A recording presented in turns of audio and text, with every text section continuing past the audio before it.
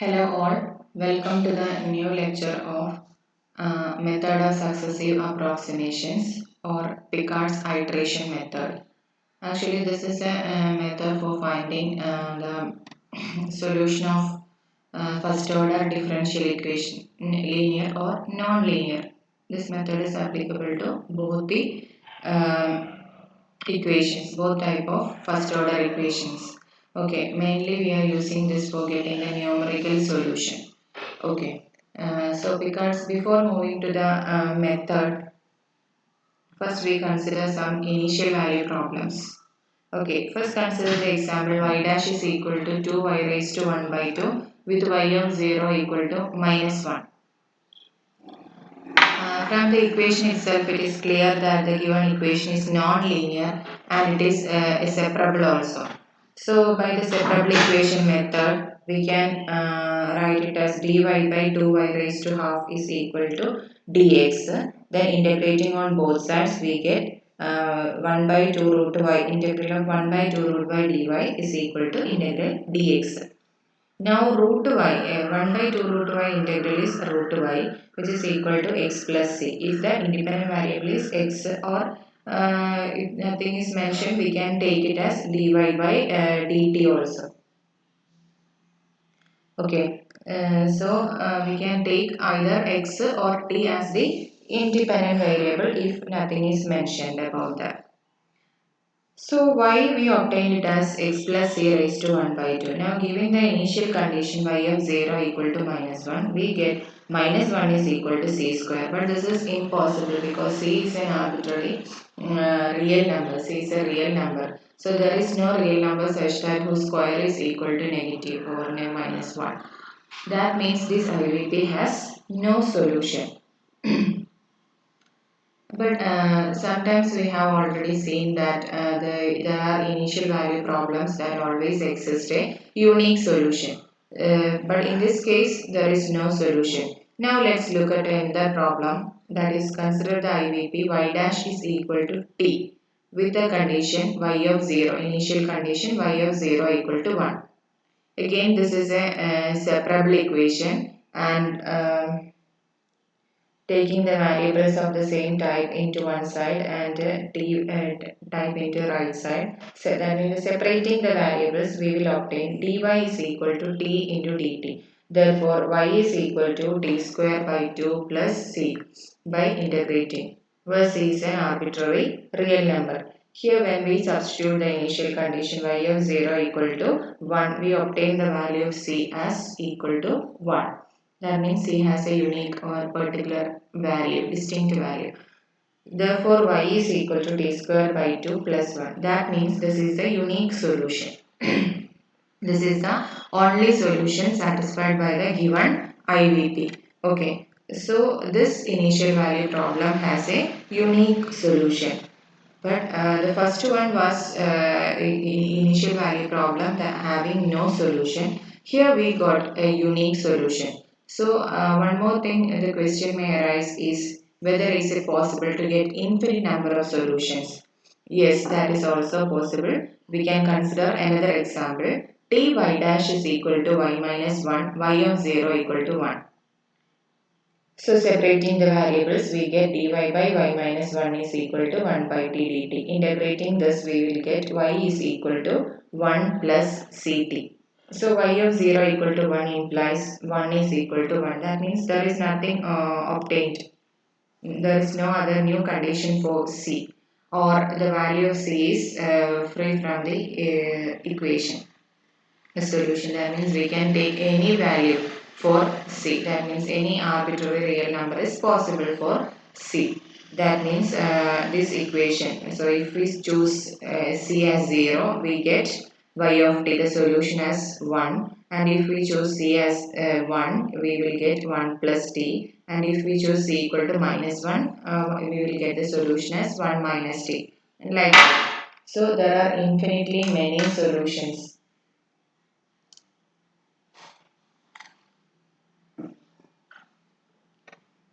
Okay, So we know that means if from these three equations we have it is clear that an initial value problem may have no solution, maybe may have unique solution, or there is possible to have infinitely many solutions also.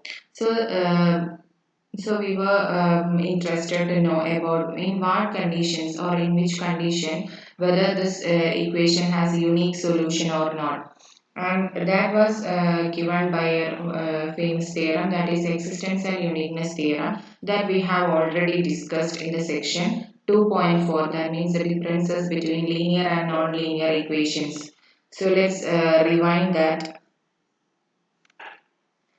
And one more thing, we know that the standard form of an initial first order initial value problem is given by y dash is equal to f of ty with the initial condition y of t naught equal to y naught. So in that section 2.4, we have discussed two theorems, existence and uniqueness theorem. Um, Uniqueness theorem.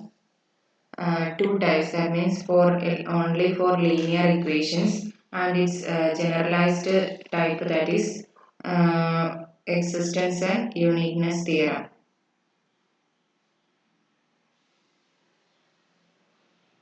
And this theorem is applicable to that means this is the second one was the generalization, that means it is applicable to when it is linear, then the conditions will theorem will reduce us to the first case.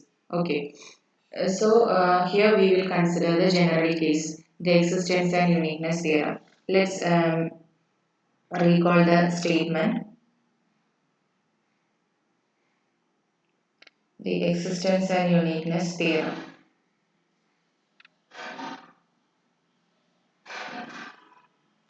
Okay, the statement was if f and dou f by dou y is are continuous in a rectangle R, that is mod t less than or equal to a, mod y less than or equal to b, then there is some interval,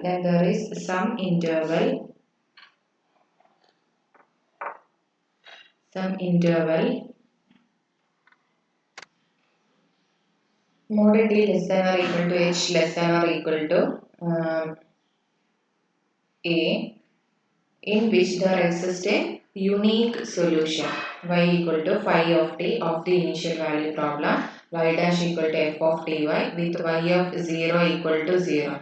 You may notice that in the general, when we discussed this problem, here the condition was y of t not equal to y naught. So there is no need to worry about this y of 0. If the equation, if the initial point is not 0, we can change the coordinate axis such that the new system is with the initial point is 0. So it is no, there is no need of worry. Okay. That means for an initial value problem to have a unique solution, the condition is that the f and dou f by dou y should be continuous. And we have discussed the one more thing, that if only f is continuous and if dou f by dou y is not continuous, then also the system will have a solution, but it may not be unique. That means in that case we will get infinitely many solutions. So let's try to discuss its proof. Proof, that means we are not proving the exactly what the theorem is, and we are going to, or we are trying to find some hints from this, from which we can extend the proof. Okay, so in order to prove this, that means for this initial value problem, equation number 1 has a unique solution in that a small interval which is contained in the rectangle in which f and both f and dou f by dou y are continuous. It is necessary to transform the equation 1 into more convenient form. So first of all, we are changing this equation into somewhat more simpler form. For that, first of all, we will suppose that if there is such a function y equal to phi of t that satisfying the initial value problem, then f of t comma phi of t is continuous function of t only, isn't it? Why? Because we have already assumed that there is a solution y equal to phi of t that satisfies the initial value problem. Therefore, the hypothesis of the theorem says that f and dou f by.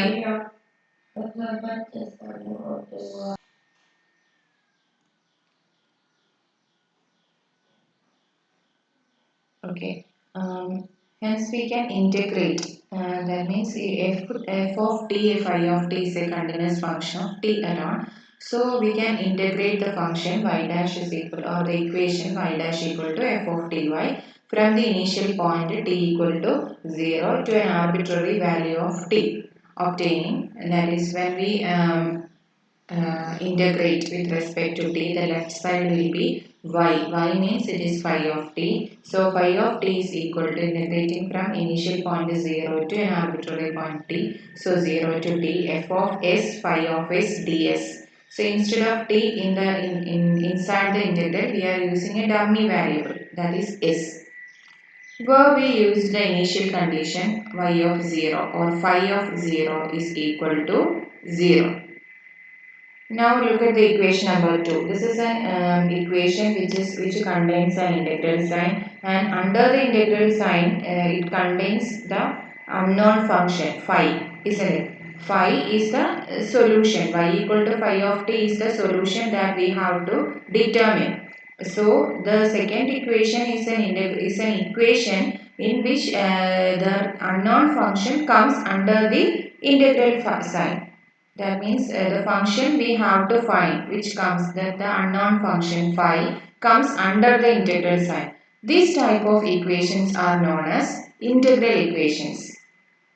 Okay, so in order to find this function phi of t, which is a solution of the uh, solution of the initial value problem, we will consider the solution of this uh, integral equation. The reason is that both are the equivalent equations. Okay. Now any solution of 2 will also be a solution of 1 since the later one is made from equation number 1. Isn't it? We have made equation number 2 just from the equation number 1. So any solution of 2 will also be a solution of number 1. Hence, we need to show that there is a unique solution of the integral equation in a certain interval mod t less than or equal to h. One method of showing, that is, we need only a unique solution in a small neighborhood, that is mod t less than or equal to h. So one method of showing that the integral equation 2 has a unique solution is to known as. Now our aim is to find the solution for unique solution in the interval mod t less than or equal to h for equation number 2, that means for the integral equation.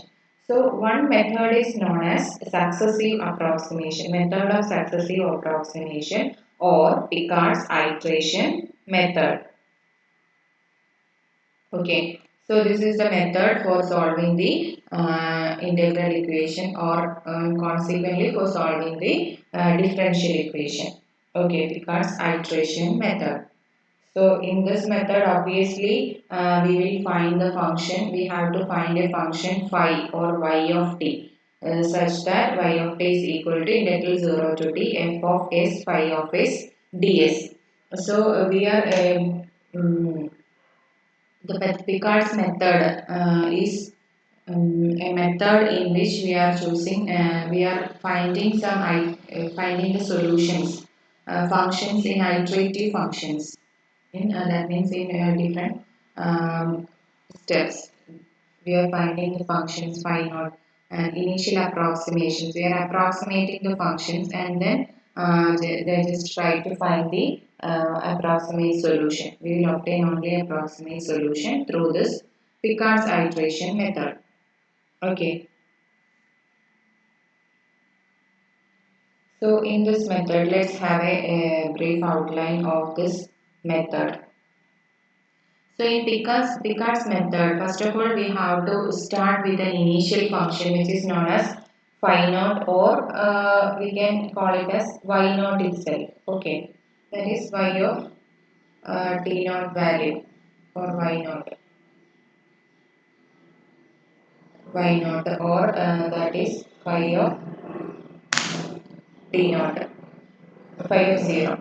So phi naught of t is equal to, and in most of unless nothing is set, we are choosing the value as 0, the initial approximation phi naught of t as 0. Now the next approximation phi 1. Now we have to get the approximations or iterative solutions. So phi 1 is obtained by substituting phi naught of s for phi of s in the RHS of equation number 2. What was equation number 2? Equation number 2 is this one. Phi of t equal to integral 0 to t f of s phi of s ds. So when we apply phi naught at 0, phi naught at t, it will be integral 0 to 0 like that. So initial approximation in many cases we are taking it as 0 itself, and for the first iterative solution phi 1 is equal to in the inside integral sign we will choose phi naught for phi of s. Okay, so this will be phi 1 of t is equal to integral 0 to t f of s into phi naught of s ds. And similarly phi 2 obtained from is phi 1. Then phi 2 of t is equal to integral 0 to t f of s phi 1 of s ds. Or phi n plus 1 of t. In general we can formulate the we can formulate the equation as phi of n plus 1. Phi n plus 1 of t is equal to integral 0 to t f of s phi n of s ds. Or in y term we can write the Picard's formula, Picard's method in some simpler form as consider the IVP y dash equal to f of ty, y of t naught is equal to y naught. Then the Picard's iterative formula is phi n plus 1 or y n plus 1 is equal to y naught. Y naught is the initial approximation plus integral t naught to t. T naught is the initial point.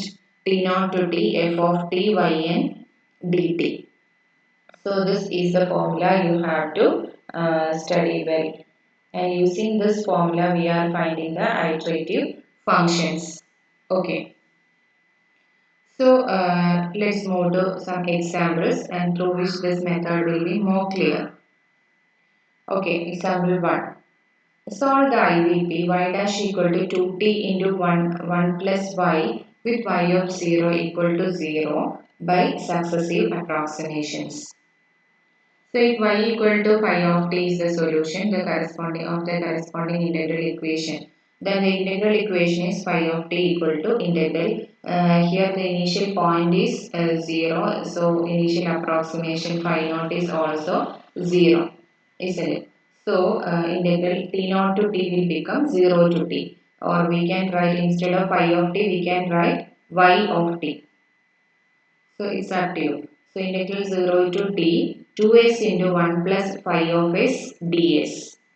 Okay. First approximation phi 1 we will obtain by giving phi naught, and the value of the initial approximation phi naught of t is equal to 0.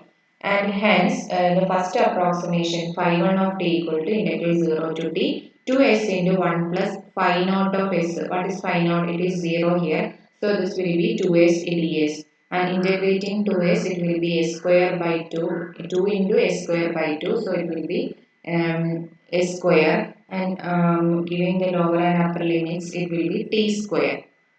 So we have obtained the first approximation as t square. Similarly, phi 2 of t, the second approximation function phi 2 of t equal to integral 0 to t 2s into 2s into 1 plus phi 1 of s ds.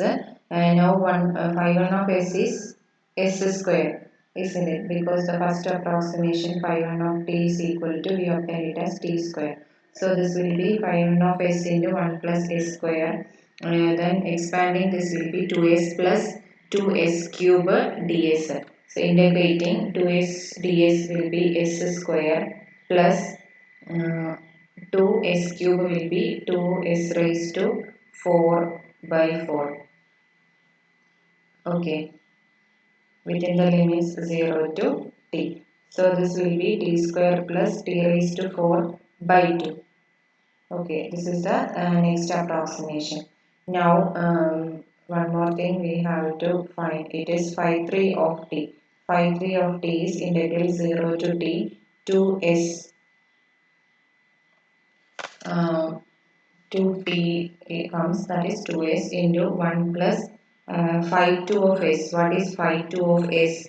S square plus s raised to 4 by 2 dt. Okay. So this will be integral 0 to t 2s plus 2s cube plus s raised to 5 dt.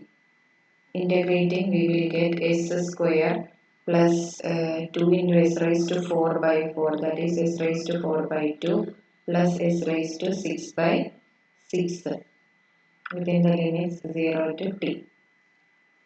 So this is equal to t square plus t raised to 4 by 2 plus t raised to 6 by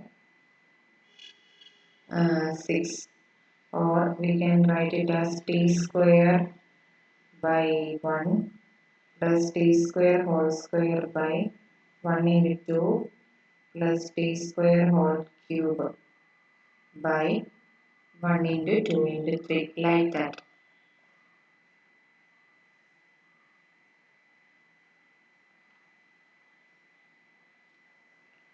Okay.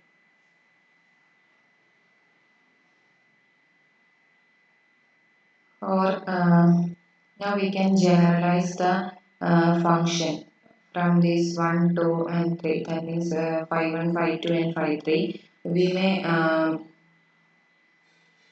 predict the phi n of t. Therefore, from these iterative steps, we may conclude that what will be phi n of t. Look at once again the three equations. So for phi 2 of t, there are how many terms? Two terms. That means t square by 1, t square whole square by 2, like that. So for the phi n of t, we will obtain it as t square plus t square whole square by 1 into 2 plus t square whole cube by 1 into 2 into 3 plus etc. What will be the last term? T raised to 2n, isn't it? So t raised to 2n by 1 into 2 into etc. into n. That is t square plus t square whole square by 2 factorial plus t square cube by 3 factorial plus etc. Then the term will be t raised to n by, or t square raised to n, t square raised to n by n factorial. Okay, for each n greater than or equal to 1.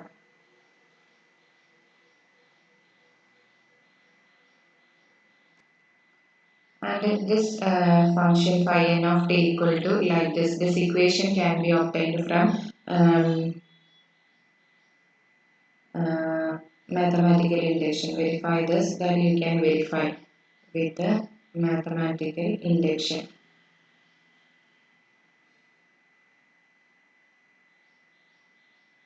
Okay. Now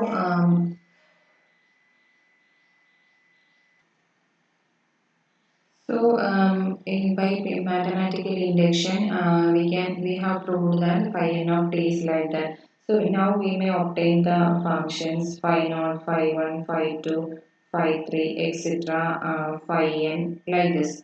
So again phi n plus 1, etc. That means this is a sequence of functions, and we can check that whether it is convergent or not. If it is convergent, then that function will be the approximate solution of this method. Okay. So in many cases, there is no need to find the solution by this But sometimes if the solve finding solution like problems, you have to find the convergence or converging function or limit function of this sequence. Okay, so here we will consider that way. So we can write it as some remark. Now we know that the sequence of functions is of the form or phi n of t. The function phi n of t is the nth partial sum.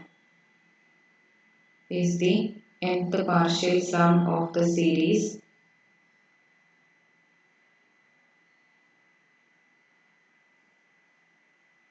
Nth partial sum of the series sigma k equal to 1 to infinity t raised to 2k by what k factorial. Okay, so this is the infinite series corresponding to phi n of t. That means phi n of t is actually the nth partial sum of this infinite series.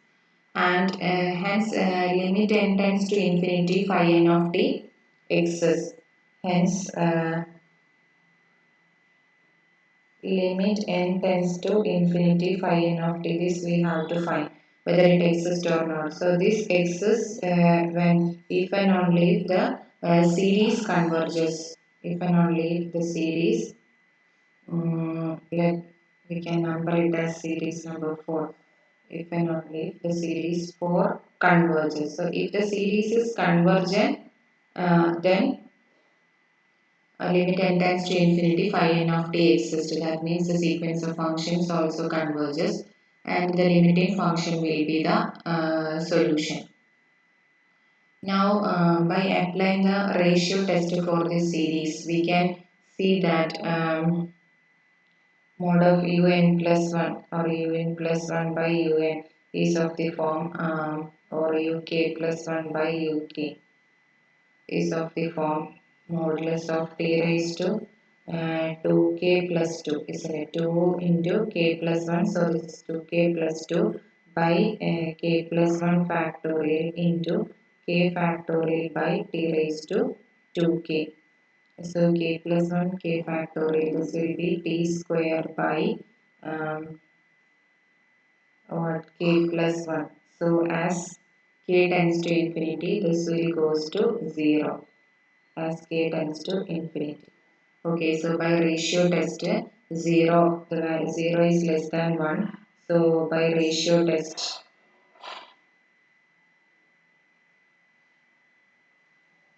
the series is convergent. Okay, convergent or series converges for all t.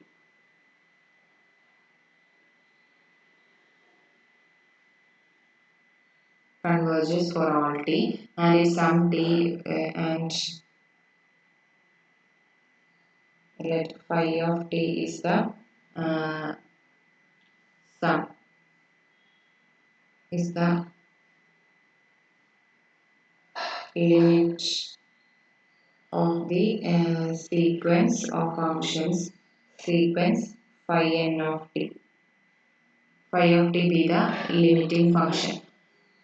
And since the series is again one more thing, the series is a Taylor series. Okay, it can be differentiated or integrated term by term as long as t remains within the interval of convergence, which in this case is the entire t-axis. Therefore, we can verify by direct computation that this is phi of t is equal to sigma k equal to 1 to infinity t raised to 2k by 2k factorial. Phi of t is equal to sigma k equal to 1 to infinity t raised to 2k by k factorial. Factorial is a solution of the integral equation. Is a solution of the integral equation 2.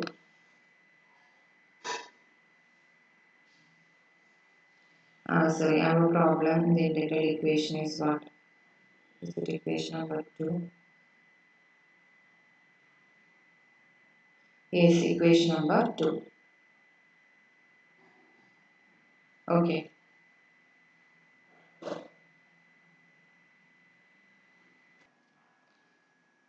So phi of t equal to this series sigma k equal to 1 to infinity t raised to 2k by k factorial, which is a convergent series for all t, is a solution of the integral equation. And we know that the series is a Taylor series integral equation. So the term by term differentiation is possible. So when we consider the initial value problem y dash equal to f of ty, y of 0 equal to 0. This function also phi of t. If we choose phi of t as the series and take the left side derivative of that series, the term by term differentiation is possible since it is a Taylor series. So we will obtain its derivative here and find the function f of t, y of t or phi of t, the function, and we can verify that both will be equal. That means this obtained series is also a solution of the our initial value problem. Okay. And and we know that the series sigma k equal to 1 to infinity, sigma k equal to 1 to infinity what, t raised to 2k by 2 factorial, isn't it? So k equal to 1 to infinity. This is actually this is phi of t. This is actually the elementary function. We know sigma k equal to 0 to infinity. Here, e raised to k by k factorial. This is e raised to t, isn't it? This is e raised to t. The elementary function corresponding to the series is e raised to t exponential function. So e raised to t, here that means the terms are 1 plus um, sorry, x raised to n by n factorial. So 1 plus t by 1 factorial plus t square by 2 factorial plus etc. This is e raised to t. So t by 1 factorial plus t square by 2 factorial plus etc. This will be e raised to t minus 1. Okay, so in this case, instead of t, there is t square. So this is actually sigma k equal to 1 to infinity t square raised to k by k factorial, not 2 factorial, so by k factorial. So this is the elementary function e raised to t square minus 1. So our solution is e raised to t square. Phi of t is equal to e raised to t square minus 1. So when we solve the equation in a direct method or exact method, we can verify that the solution is y of t. Y of t is equal to e raised to t square minus 1 is the solution. When we find the solution by exact method.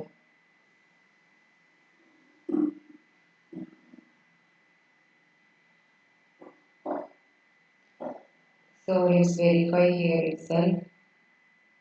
The equation was y dash is equal to 2 t into 1 plus y, which is also a separable equation. So we can separate the variables as by the exact method. Solve by exact method. Exact method means, oh sorry, direct method.